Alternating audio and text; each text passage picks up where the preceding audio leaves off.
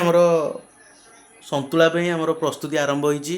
ଏସବୁ ପରିବା ପରିବା ନାଁଟା ଟିକେ କହିଦେବ କ'ଣ କ'ଣ ଅଛି? ଅମୃତଭଣ୍ଡା, ହଁ ଆଳୁ, ହଁ ପୋଟଳ, ହଁ ବାଇଗଣ, ହଁ କଖାରୁ, କଦଳୀ, ଝୁଡ଼ଙ୍ଗ, ସେଇଟା କ'ଣଟା? ଭେଣ୍ଡି, ସେଇଟା ଗୁଆଁର, ହଁ ହଁ ଠିକ୍ ଅଛି। ଗାଜର ହଁ ଆଉ ଆଉ 2ଟି ଟମାଟୋ, ରସୁଣ, ତାପରେ ଲଙ୍କା 3ଟି ଆଉ ଭୃସଙ୍ଗ ପତ୍ର। ହଁ ଏବେ ସବୁ କ'ଣ କଟାକଟି ଆରମ୍ଭ ହବ? ଆଜ୍ଞା। ହଁ ହଉ କଟାକଟି ଆରମ୍ଭ କର। ସବୁ ପରିବାପତ୍ର କଟାକଟି କରିଦେଲେ ଆମ ସୌଭାଗ୍ୟ ଭାଇ। ତାପରେ ସବୁ ଇଏ କଟା ହେଇଯାଇଛି, ଛୁଙ୍କ ପାଇଁ ସବୁ ଜିନିଷ କଟା ହେଇଯାଇଛି। ଇଏ ପାଣି ଫୁଟିଯାଇଛି। ଏବେ କ'ଣ କରିବା? ପରିବାକୁ ପକେଇବା। ହଁ ହଁ ଠିକ୍ ଅଛି। ପାଖକୁ ଟିକେ ନେଇଯାଉଛି। ପକ୍କା ପରିବା ସିଝିବା ପାଇଁ କେତେ କିଛି ଟାଇମ୍ ସମୟ ଛାଡ଼ିଦେବା। କେତେ ଟାଇମ୍ ତଥାପି? 15 ମିନିଟ୍। ହଉ ହଉ ଛାଡ଼।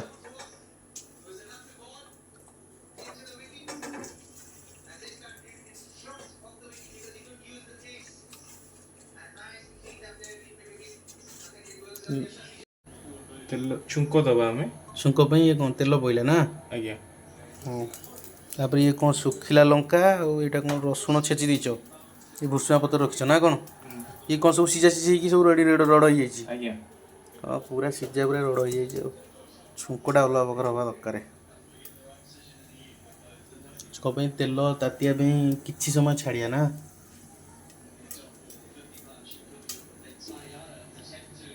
ଏଟା ଏବେ କ'ଣ ପଇଲା? ଫୁଟଣ, ହଁ ପଞ୍ଚ ଫୁଟଣ ନା? ହଉ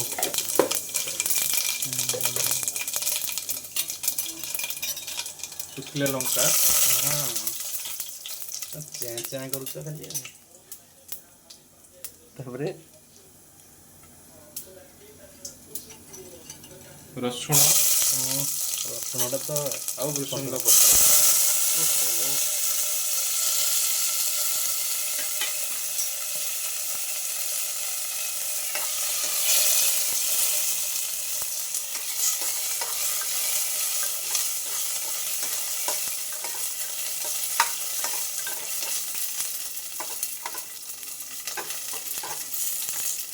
ରସୁଣ କ'ଣ ଆଗରୁ ଛେଚି ନଦେଲ?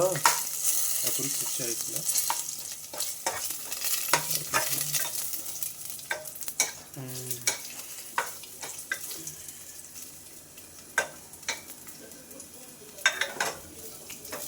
ହେଇଗଲା।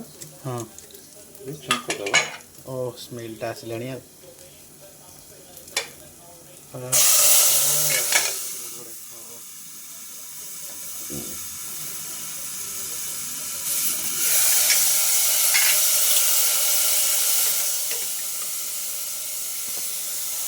ସବୁ ଢାଳିଦେବା ନା କ'ଣ? ଆସ୍ତେ ଆସ୍ତେ